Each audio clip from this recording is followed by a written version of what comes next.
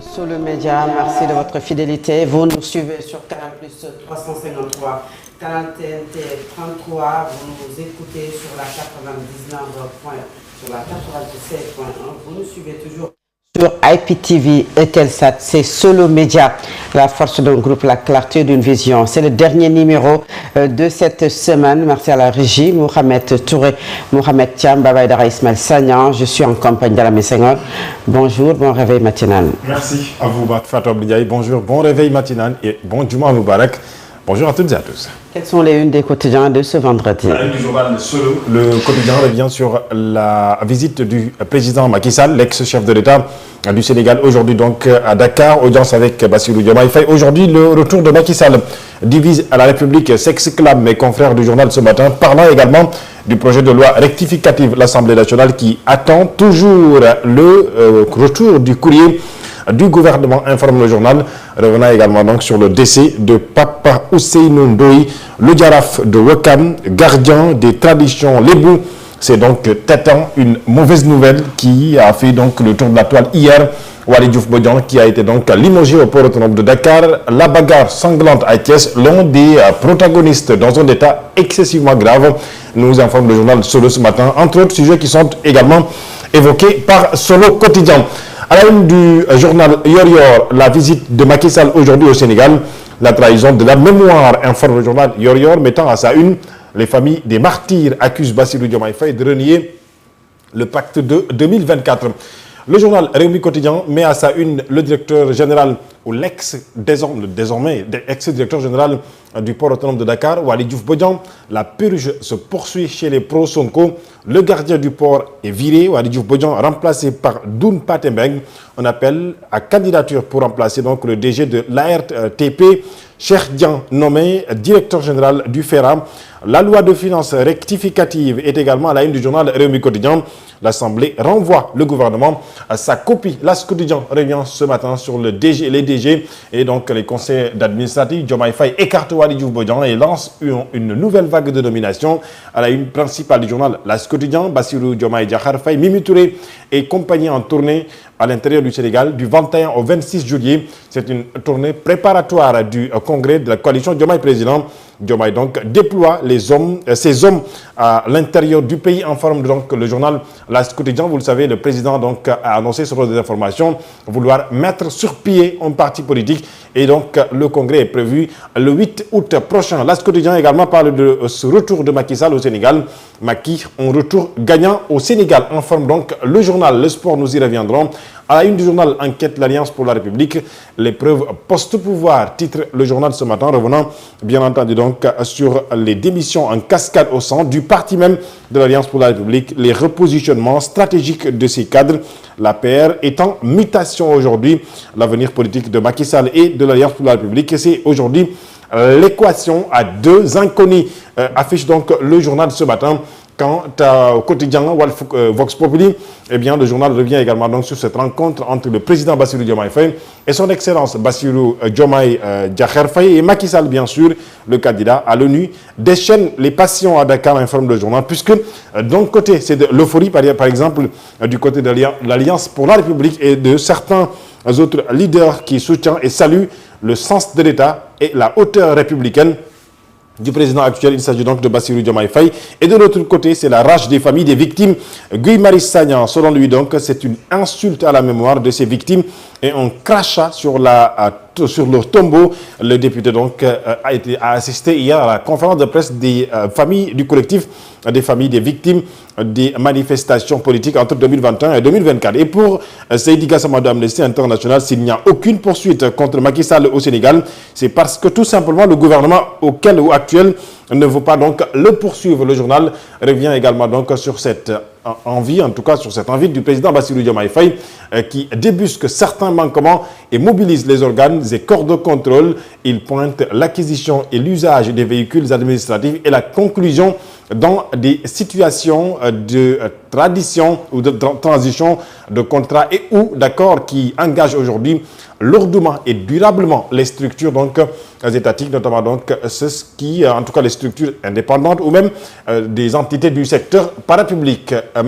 Entre alternance et réconciliation, Macky Sall et Bassirou Diomaye Faye Une rencontre pour l'histoire, affiche le quotidien Le Point, là où Les Échos, à sa une, revient sur cette visite de Macky Sall.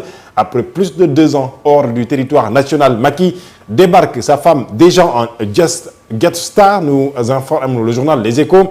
Eh bien, un accueil en grande pompe est prévu donc pour le président Macky Sall. Marième Faye Sall, elle, a assuré l'ambiance hier au siège de l'Alliance pour la République, où il y avait donc une manifestation, ou en tout cas une conférence de presse.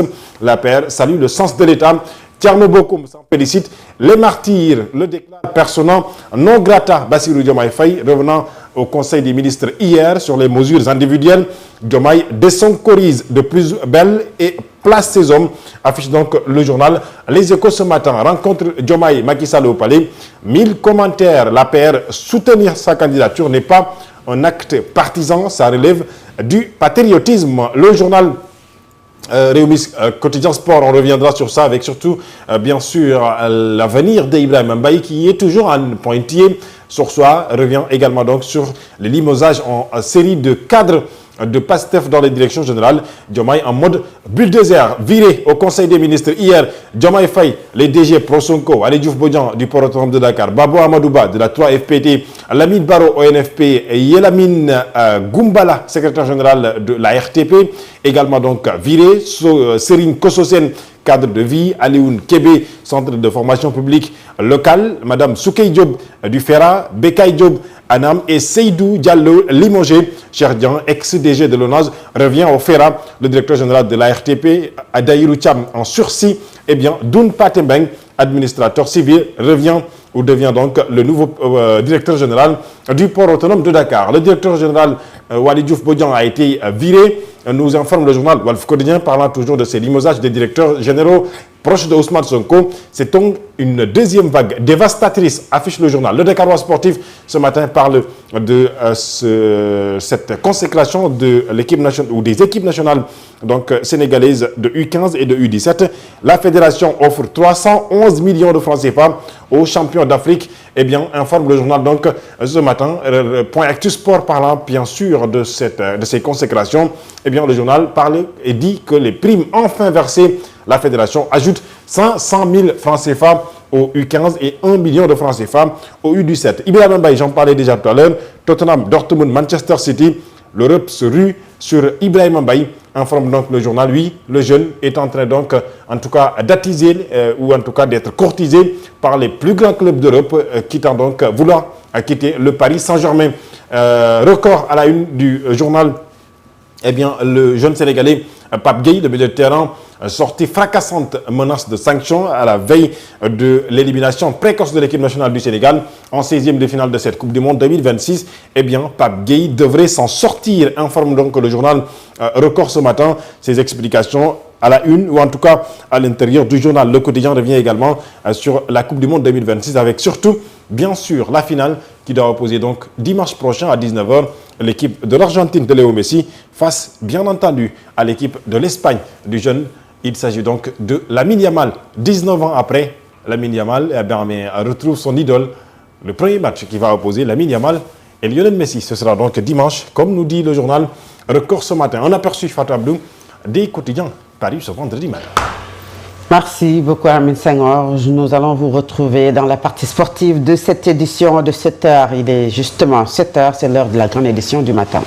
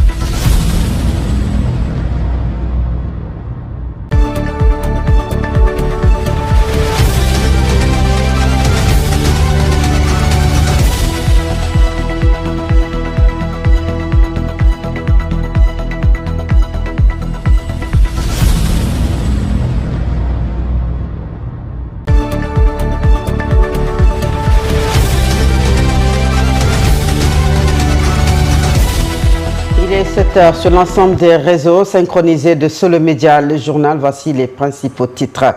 Macky Sall à Dakar aujourd'hui pour rencontrer son successeur Bassirou Diomaye Faye. Une visite pour avoir le soutien officiel du Sénégal pour sa candidature au poste de